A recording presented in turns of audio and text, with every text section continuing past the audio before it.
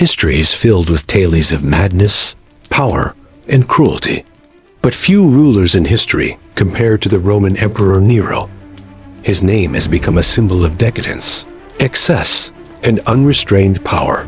Yet, buried within the chronicles of Rome is a story so bizarre, so unsettling, that it sounds more like a work of fiction than historical fact. This is the story of how Nero, the Emperor of Rome, turned a teenage boy into his dead wife. To understand this strange tale, we first need to understand the man at the center of it. Nero Claudius Caesar Augustus Germanicus, known simply as Nero, ruled Rome from 54 to 68 CE. He became emperor at just 16 years old, the youngest ruler Rome had ever seen. At first, Nero was guided by capable advisors, the philosopher Seneca and the Praetorian prefect Sporus, who kept his darker impulses under control. But as he grew older, Nero's true nature began to emerge. He was impulsive, cruel, obsessed with art and performance, and dangerously insecure. He fancied himself not just as an emperor, but as a poet, a musician, even an actor, pursuits that scandalized the Roman elite. And, like many emperors before him, Nero's personal life was filled with trauma, betrayal, and bloodshed. Central to this story is one woman, Poppaea Sabina. Poppaea was famed across Rome for her beauty, ambition, and cunning. Ancient sources describe her as manipulative, a woman who used her looks and charm to rise through Roman high society. Originally married to a Roman nobleman, Poppaea soon became Nero's mistress. By 62 CE, Nero had divorced his first wife, Octavia, and married Poppaea. She was everything he wanted, glamorous, seductive, and politically savvy. But like all things with Nero, the relationship was not stable. He was wildly jealous and prone to violent rages. According to the historian Tacitus, in 65 CE, while Poppaea was pregnant with their second child, Nero flew into a fit of anger during an argument and struck her in the stomach. The blow was so severe that Poppaea died. Nero was devastated. Despite being the cause of her death, he was consumed by grief. And it was this grief, twisted by his unstable mind, that set the stage for the most bizarre chapter of his life. Not long after Poppaea's death, Nero encountered a young boy named Sporus. Ancient sources describe Sporus as a teenage slave of remarkable beauty. In fact, they say his features so closely resembled Poppaea that Nero was struck with an idea both shocking and grotesque. Unable to let go of Poppaea, Nero decided to remake Sporus into her image. To do this, he ordered the boy to be castrated, removing any trace of masculinity. In the eyes of the Romans, this was already scandalous. Castration was rare, considered unnatural, and deeply humiliating. But Nero didn't stop there. He dressed Sporus in fine women's clothing, adorned him with jewels, and had him publicly appear as Poppaea reborn. As if that weren't enough, Nero went even further. In a shocking display of power, he staged an actual wedding ceremony. Sporus, now transformed, became Nero's bride. In the ceremony, Nero took on the role of the groom, and Sporus, dressed as Poppaea, was given in marriage. The event was conducted with all the pomp and ritual of a legitimate Roman wedding. The imperial court witnessed it. The empire knew about it, and no one dared to oppose it. Sporus was then paraded through the streets of Rome with Nero, treated as the empress returned from the grave. He was even addressed by the same titles once given to Poppaea, such as Augusta. It's tempting to imagine the Romans being shocked or horrified, but the reality is more complicated. Nero was emperor, and in Rome, the emperor's will was law. Few dared to openly criticize him. But behind closed doors, senators, philosophers, and ordinary citizens gossiped. Tacitus, Suetonius, and Cassius Dio, three of the main sources on Nero, all wrote about this bizarre affair. They condemned it as evidence of Nero's madness and moral corruption. To them, it was yet another sign that the empire was in decay, rotting from the top down. Still, Nero was popular with parts of the Roman population. He staged lavish games, distributed grain, and entertained the masses. To the common people, the emperor's eccentricities may have been scandalous, but they were also part of the spectacle of his reign. At its core, this story reveals something haunting about Nero. His actions weren't just about lust or control. They were about obsession. He could not bear to lose Poppaea. And so, instead of grieving like an ordinary man, he tried to defy reality itself. He remade another human being in her image, turning a teenage boy into a living monument to his own grief and madness. It was the ultimate act of power, to reshape not just politics, but people, to make the impossible real, to take death itself and pretend it had no hold on him. Nero's treatment of Sporus wasn't just a personal obsession. It was also a dangerous precedent. It revealed how absolute power could twist the boundaries of society. In Rome, marriage was a sacred institution tied to politics, family, and tradition. By marrying Sporus, Nero mocked all of it. He blurred the lines of gender, identity, and custom, not in a liberating way, but in a way that highlighted his total dominance over the Roman world. If Nero wanted to marry a boy and call him his dead wife, then Rome had no choice but to accept it. This was only the beginning of the bizarre saga of Nero and Sporus. In Part 2, we'll dive deeper into their relationship, the reactions it provoked, and how Sporus's tragic story continued even after Nero's downfall. Because if you thought this was strange, the story only gets darker from here. When we last left off, Emperor Nero had taken the young boy Sporus, castrated him, and transformed him into the image of his dead wife, Poppaea. He had even staged a grand wedding, parading Sporus as empress before the people of Rome. But this was not the end of their story. If anything, it was just the beginning, because Sporus would not only live at Nero's side, but he would become entangled in the emperor's most infamous scandals, and his fate after Nero's fall would prove even stranger and far more tragic. After the wedding, Sporus lived with Nero as though he were the true empress of Rome. He was given the honors, attendance, and titles once reserved for Poppaea. At banquets, Sporus sat beside the emperor, wearing the lavish clothing of an imperial bride. Suetonius, one of the historians of Nero's reign, claims that Nero treated Sporus with surprising tenderness. He called him by Poppaea's name, kissed him in public, and demanded that others recognize him as his wife. To Nero, Sporus was not just a replacement. He was Poppaea reborn. For Sporus, however, this was not a life of luxury. It was a life without choice. Castrated, renamed, and paraded before the world, he had no agency. He was both a slave and a symbol, a living ghost forced to play a role in Nero's twisted theater. The Romans were no strangers to scandal. Emperors before Nero had indulged in excesses, affairs, and even incestuous rumors. But this, a public marriage to a castrated boy, shocked even a society accustomed to imperial eccentricities. Senators muttered in disgust. The elite whispered behind closed doors. Philosophers shook their heads at what they saw as the moral collapse of Rome. But most people remained silent. Nero's power was absolute, and criticizing him openly could mean death. For the common citizens, there may have been fascination, even amusement. After all, Nero was also the emperor who staged massive games, distributed food, and entertained the masses with his performances. His reign was as much a spectacle as it was a tyranny, and Sporus was now part of that spectacle. As the years went on, Nero's reign grew increasingly unstable. He executed senators, humiliated nobles, and indulged in his obsession with performing as an artist. He forced audiences to watch him sing, act, and play the lyre, often locking the doors so no one could leave until the performance was done. Meanwhile, disasters struck the empire. The Great Fire of Rome in 64 CE devastated much of the city, and rumors swirled that Nero himself had ordered it. Though historians debate the truth, the perception of Nero as reckless and cruel only grew stronger.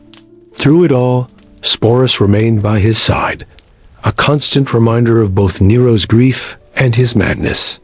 Wherever Nero went, Sporus was there, dressed as Poppaea, silent and obedient. One of the most unsettling aspects of this story is how Nero used Sporus not just for personal obsession, but to mock Roman tradition itself.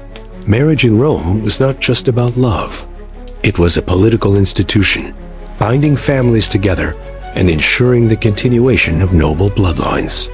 By marrying Sporus, Nero twisted that tradition into something grotesque. He flaunted his disregard for the customs of Rome, using the ceremony as proof that his will was above law, tradition, and even nature. And yet, no matter how shocking his behavior, the machinery of empire continued. Governors governed, armies fought, and Rome endured, even as its emperor spiraled into chaos. By 68 CE, Nero's enemies had had enough. Rebellions broke out in the provinces. Galba, the governor of Hispania, declared himself emperor. The Senate turned against Nero, and the Praetorian Guard, once his loyal protectors, abandoned him. Nero's world collapsed in a matter of weeks. Alone and hunted, he fled Rome with only a handful of servants, including Sporus. According to Cassius Dio, as Nero prepared to take his own life, he turned to Sporus and uttered chilling words. "Would that you had been born a woman, for then I could have had a true wife in you." It was a final, haunting reminder of the bizarre bond Nero had forced upon him. Shortly afterward, Nero stabbed himself to death in June of 68 CE, ending the Julio-Claudian dynasty. One might think that with Nero gone, Sporus would finally be free. But history had other plans. After Nero's death, Sporus was seized by the new Emperor Otho, a man who, ironically, had once been married to Poppaea before Nero stole her away. Otho took Sporus into his household, perhaps out of a twisted sense of irony, or perhaps because Sporus was still seen as connected to Poppaea's memory. But Otho's reign was short-lived. He committed suicide after losing a battle against Vitellius, who became the next emperor. And here, Sporus' story takes its darkest turn.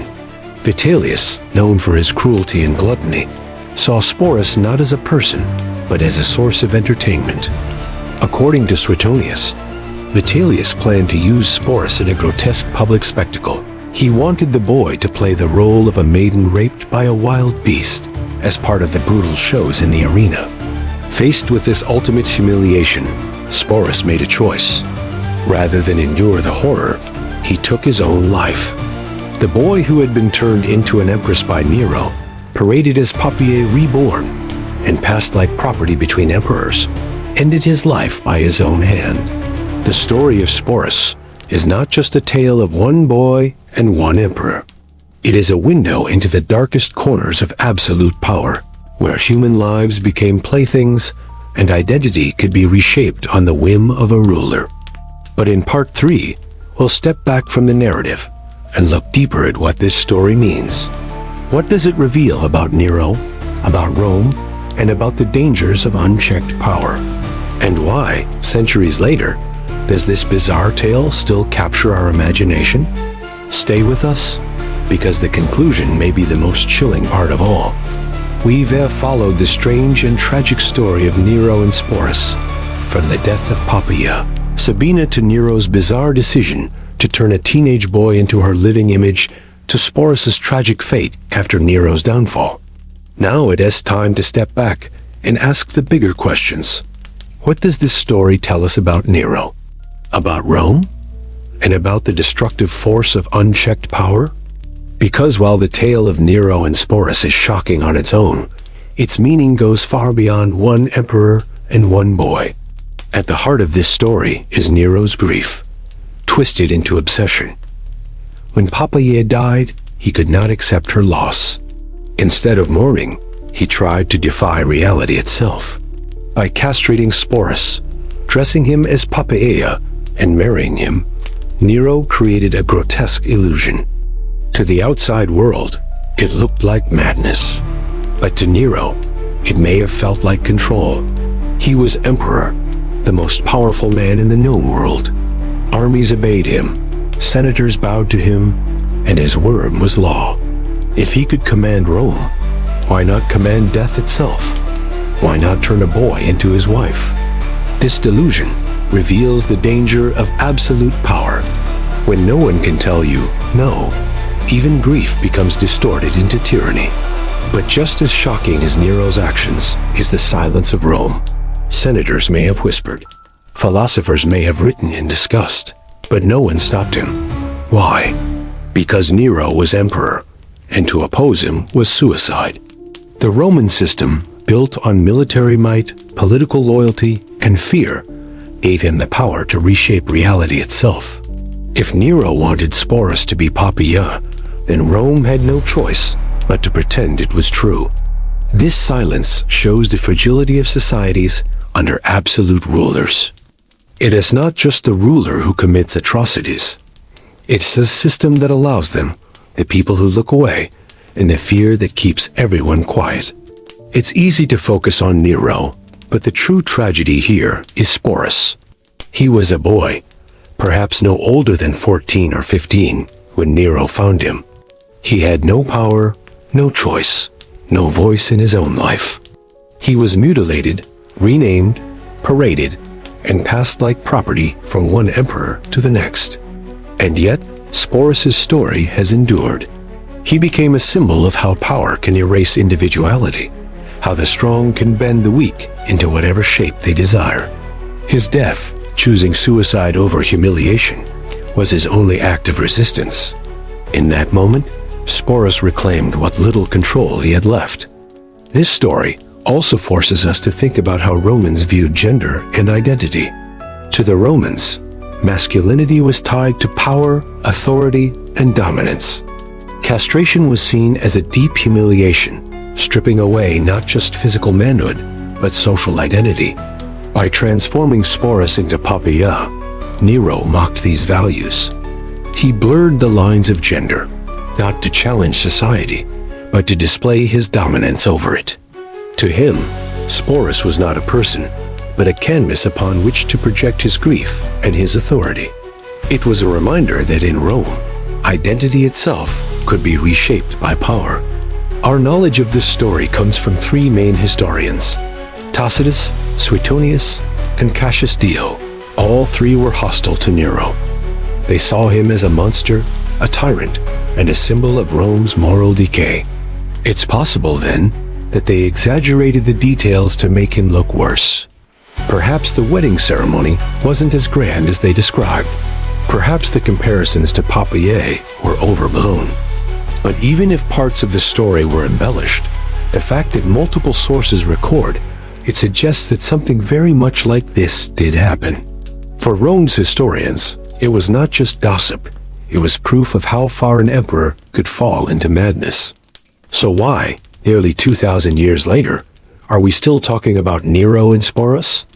Because this story captures the extremes of human behavior. Love twisted into obsession, grief into cruelty, and power into madness. It forces us to confront uncomfortable truths about history and about ourselves. It reminds us that unchecked power can lead to horrors, that human lives can be destroyed when rulers see them as objects. That grief and obsession, without limits, can consume not just individuals, but entire empires. And it lingers because it is so bizarre. Even in an age of scandals, excess, and brutality, this story stands out. It shocks us because it feels both alien and familiar. Alien in its strangeness, familiar in its reflection of human weakness. Nero's reign ended in chaos, his name forever tied to tyranny, decadence, and destruction. For centuries, Christians remembered him as the emperor who persecuted them. Romans remembered him as the ruler who burned their city. But perhaps nothing captures his legacy more than the story of Sporus. It is the perfect symbol of his rule. Cruel, bizarre, and utterly self-absorbed, Nero could not see people as people. He saw them only as tools for his pleasure, his grief, and his need for control. That is why his story still resonates today. It is not just about one emperor, but about the dangers of leaders who see the world only as a reflection of themselves.